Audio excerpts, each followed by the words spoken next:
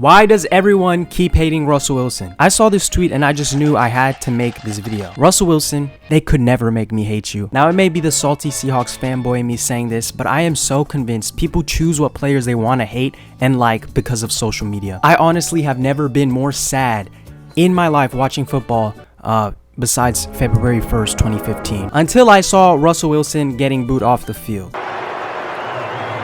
the crowd vents its frustration. Oh my God, my Shayla. This whole wash narrative is the dumbest thing ever. There are people that genuinely think that Russell Wilson does not deserve to be a Hall of Famer. What a dumb statement. The worst part is I don't even think Russell Wilson is bad right now at all. Like, are we forgetting about the game he just had against the Cowboys where you got to see this moonball, man. You got to see it still shine in this late of his career. Dude put up 450 yards and 3 touchdowns. And guess what? The Giants defense still sold him the game. Russell is just a scapegoat for these people. He was a scapegoat for Sean Payton. Now he's a bigger scapegoat for Brian Daboll. Brian Daboll, you bald lunatic, you piss me off so much. How is he genuinely still the coach? This dude makes me so mad. Like, you had the nerve to be all angry Jackson Dart was subbed off to get checked for his injury. You're only angry because you know Jackson Dart is about to stave your stupid dumb career, buddy. He is a bottom 5 coach in the league. I do not understand how they didn't fire him in the offseason. Anyways, let me go back to Russell Wilson. A Super Bowl champ in his second season, 10-time Pro Bowler, first QB in NFL history to start a career with 9 consecutive winning seasons, 5th highest career passer rating in the NFL, and Russell Wilson has the best deep ball of all time. Do not at me, you will never see more beautiful moon balls placed in the receiver's hands with such accuracy. Russell Wilson is also probably the most clutch QB we will ever see. Are we forgetting his clutch moments that got the Seahawks to the Super Bowl? The defense with Malcolm Smith tipping that ball in the 2013 NFC Championship, yeah, for sure, 100%, that got them the win. But let us not forget the touchdown to Jermaine Kearse that shifted the entire tide of that game. Let's also not forget the greatest NFC Championship comeback ever, where it looked like Russell Wilson was the worst QB in the league. He was throwing 4 picks, he looked like Nathan Peterman. But guess what? He led them to an insane overtime victory with this banger of a throw. Toward the end zone, it is caught. Seattle's going to the Super Bowl. What I'm talking about. Jermaine Kearse. Means something to me, man. Just go back and watch his mic'd up moments in games where the Seahawks are down by a lot. This man has insane passion. It's a reason he said he wants to play until his mid-40s. This game you're seeing, by the way, the Seahawks were down 31-0 against the Panthers entering the second half. The Seahawks defense, they were getting cooked the whole game by MVP Cam Newton and that Panthers 15-1 team. But because of Russell Wilson's grit, he went on to pass 3 touchdowns, and this game ended up being a 1-score game once the clock hit 0. That's insane. The Seahawks were this close to defeating an insane Panthers offense. This game was a carry job by Russell Wilson's determination. Like, yes, Russell Wilson has had bad moments late in his career. Alright, I'm not denying that. I'm not gonna act like an idiot, especially towards the end of the Steelers season and even his seasons with the Broncos. But this is nothing new for older players, yet people crucify him for it. Like, I think people just forget he also had amazing games with those teams. These are the same people in 2022 that would cry to you and tell you with a straight face, oh, but Zach Wilson, he's not that bad. He's just in a bad situation with the New York Jets. That's all. That's what it is. I genuinely cannot stand NFL Twitter. Last week they were just saying Jackson Dart sucks because he lost to the Saints, and now they are glazing him like crazy. Recency bias is the biggest drug ever. They can't make up their mind. And like I said, this whole player is getting washed and their prime is over, therefore their career sucks now. This narrative is stupid. Getting mad at players pushing 40 for not moving how they were when they were turning 4 makes no sense. You can't even move, man. You can't move out that couch. It's a reason we look at once in a lifetime athletes like Brady and LeBron and say, yeah, these are the greatest players in their sport, especially because of their longevity. That's insane to reach. This shouldn't be the standard. This is just something we can appreciate because it never happens, especially considering how different the game is from the start of their careers towards the end. I have never seen a Super Bowl winning QB get this much hate. Nobody has disrespected other players past their prime like this. They got respected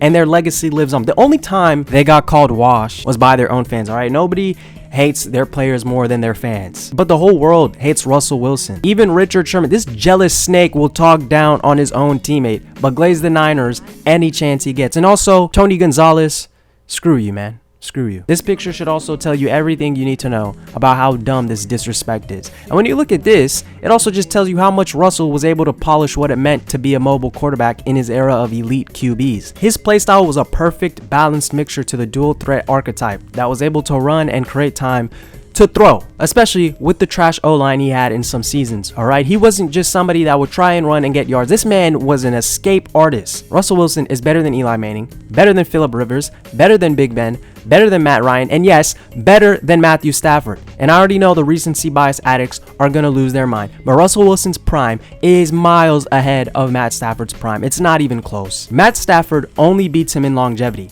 That's it. I already know people are gonna pull the, oh, Russell Wilson, he got carried by the Legion of Boom. This is the most low-level take ever. It's no doubt the Seahawks had such a successful run in that era because of the defense. That's obvious. A defense you could argue between the 1985 Chicago Bears and the 2000 Ravens defense. You could argue that these were the greatest defenses in the NFL ever. It is 100% the biggest reason they went back-to-back in Super Bowl appearances. No doubt. But if you think they win a Super Bowl without Russell Wilson at the quarterback, you're ridiculous. You are crazy. Because like I mentioned, Russell Wilson, he showed up in the biggest 2 games of his life. Seattle's defense had its downfall start in 2017, and it got significantly worse and was so hard to watch as a Seahawks fan from 2018 to 2020. Yet in 2017 to the 2020 season, those were probably the best seasons in his career. And you would think that would shut down the stupid "his defense carried his career" statements. But no,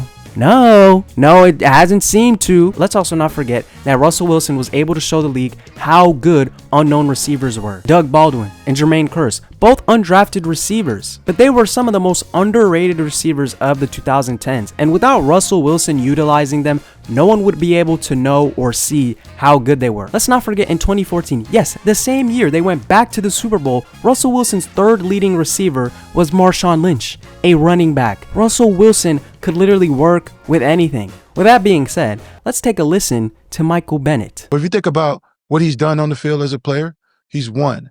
You think about what he's done off the field, he's won. He's been NFL Man of the Year. He's been charitable. If we did that for everybody, every player, that means that Russell Westbrook isn't a Hall of Famer. Anybody that has Carmelo Anthony his last 2 years, or shout out Michael Bennett. What a G. But he said it best, applying this logic that someone isn't a Hall of Famer because the last couple of years they went from being superstars to mediocre players. It has to be applied everywhere. And when you do that, it just doesn't make sense. It's okay to admit that, yeah, these players are nowhere near their prime anymore. But to diminish their career as a whole, that is so foolish. I really hope that this trend dies out. And, Russell Wilson, he ends up being looked at as a great QB. Looking down on players that are willing to put pride aside for the love of the game and continue to play the sport they love, giving it their all. To me, that's admiring. All right. Of course, money is a factor. I won't act oblivious to that, but it's cool to me. So that's all I got. All right. Please respect Russell Wilson. Seriously. I'm sorry for no Madden Superstar Series video for those of you waiting. All right. It'll come out tomorrow. Hopefully you enjoyed my rant. Follow my Twitter too. Okay. So you don't see stupid takes like this. I'll follow you back. Just reply to my recent tweet so I know that you came from my video. But anyways, goodbye. His name is Russell.